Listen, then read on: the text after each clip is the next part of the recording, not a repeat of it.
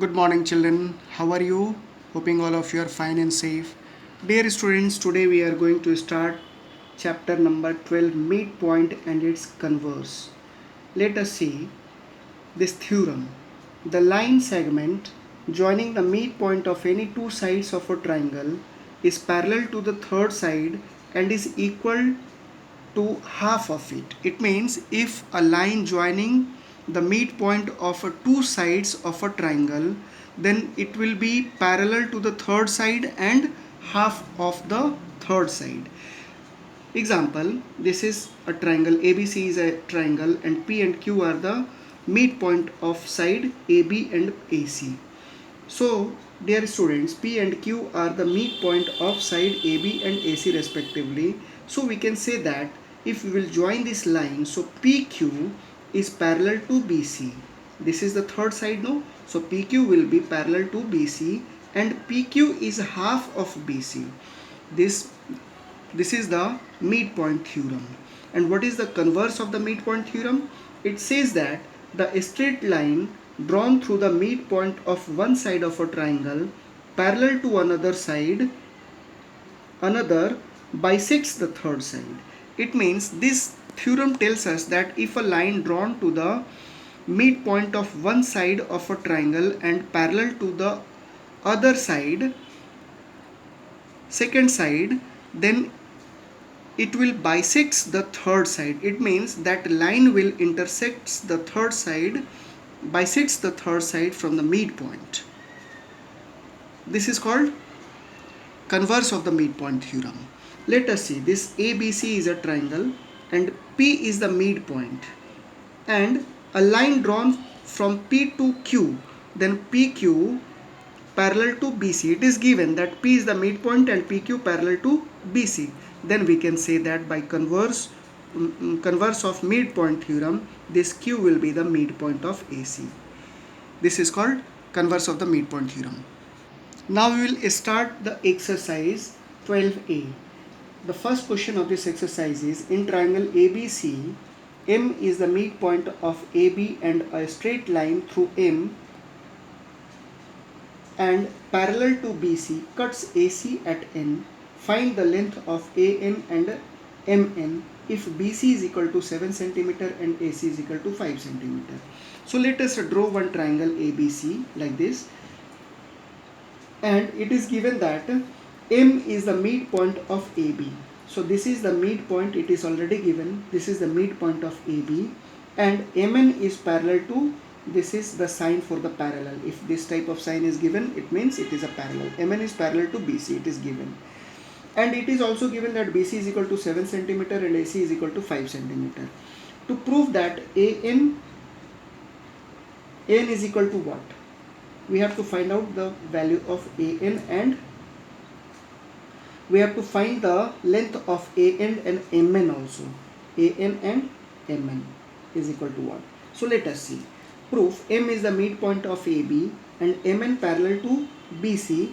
Then we can say that N will be the midpoint of AC. N will be the midpoint of AC by converse of midpoint theorem. This you have to write down in your answer sheet. Don't forget it to write. So we can say that MN is parallel to BC and MN is equal to half of BC by converse of the midpoint theorem. MPT means midpoint theorem. So we can write down AN is equal to half of AC because N will be the midpoint of AC. So AN is equal to half of AC. So N is equal to half into 5. The value of AC is given 5. So half of 5 is equal to 2.5. So the value of AN is equal to 2.5 centimeter. This will be our answer. Now similarly, MN is equal to half of BC. Means Mn is equal to half of 7 centimeter. It means 7 by 2 is equal to 3.5. Therefore, we can say An is equal to 2.5, Mn is equal to 3.5 centimeter. This will be our answer. Now we will see the next question number 2. Prove that the figure obtained by joining the midpoint of the adjacent side of a rectangle is a rhombus. So let us draw one rectangular figure here. ABC. So let ABCD is a rectangle and PQRS are the midpoint of their sides. Midpoint of AD, BC and CD and DA. So here we will write down like this: given PQRS are the midpoint of side AD, DC, BC and AB respectively. To prove that PQRS is a rhombus. So proof. These steps don't forget it to write down. In this way only you have to write down in the examination. Now proof. Join BD and AC. Now we will join this BD and AC like this. First we will join all their midpoint like this, and then we will join their BD and AC, their diagonal. Then we will write down in triangle BCD. Let us see BCD in this triangle only. Consider here this triangle BCD. You will find that Q are parallel to, because Q and R are the midpoint of BC and CD, it is already given. So we will write down Q are parallel to BD and QR is half of BD by midpoint theorem. In triangle ABD, let us see ABD. In ABD, since S and P are the midpoint of side AB and AD, so we can say that PS parallel to BD and PS is half of BD by midpoint theorem. So by equation 1 and 2, we will write down if BD and BD both sides are equal, then this will also be equal. QR is equal to PS. These are equal. Now in triangle ABC, let us see ABC. In this we have proved that QR and PS are parallel and equal. Now in triangle ABC and ACD, let us see ABC and ACD. In this we will find out that S and R are the midpoint, so SR parallel to AC and SR is equal to half of AC. RS is equal parallel to AC and RS is half of AC by midpoint theorem. Similarly, PQ, this P and Q are the midpoint, so PQ parallel to AC and half of AC by midpoint theorem.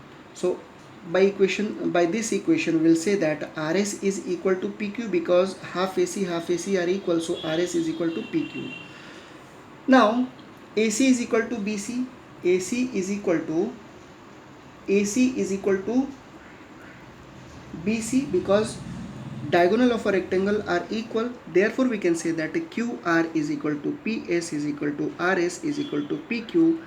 All these sides are equal, so we can say that yes, PQRS are rhombus, hence proved. Now we will see the next question number 4. The following figure shows a trapezium ABCD in which AB parallel to DC, and P is the midpoint of AD and PR parallel to AB. Prove that PR is equal to half of AB plus CD. Let us see. We will write down first given ABCD is a trapezium. P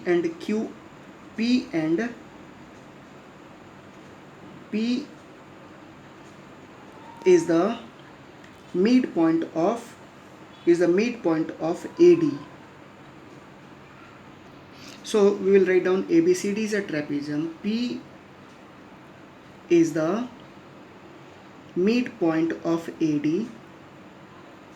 So we will write down P and it is also given PR parallel to AB and AB is parallel to BC. To prove that PR is equal to half of AB plus CD. Now let us prove this. Since PR parallel to AB and AB is parallel to DC, it is given. So we can say that PR is also parallel to CD because a line parallel to the same line, lines parallel to the same line are parallel to each other. By that theorem we can say that PR parallel to CD. Now in triangle ABD, let us see A. Now we will join this BD here and we will say that in triangle ABD, in this triangle you will notice that P, it is given that P is the midpoint of AD and PR is parallel to AB, so PO is parallel to AB. Therefore O will be the midpoint of BD. So we will write down that PO is equal to half of AB. PO is equal to half of AB by converse of midpoint theorem. This will be the first equation in triangle BCD. Now BCD, in this triangle, here we have proved that if P is the midpoint and P are parallel to AB, so by the converse of midpoint theorem we can say that R will also be the midpoint of BC. By converse of midpoint theorem, R will be the midpoint of BC. Remember it. So in triangle BCD, R is the midpoint of RO. Midpoint of R is the midpoint of BC. Midpoint, and RO is also parallel to AB. RO is parallel to CD. So we'll write down RO is equal to half of CD. RO is equal to half of CD by converse of midpoint theorem. Now by adding both the equation 1 and equation 2, we'll write down PO plus RO is equal to half of AB plus half of CD. So PO plus RO is equal to PR is equal to half, will take it common, so here AB plus CD. So PR is equal to half of AB plus CD, hence proved. So dear students, today this much only. We will see next in the next class. Thank you and take care.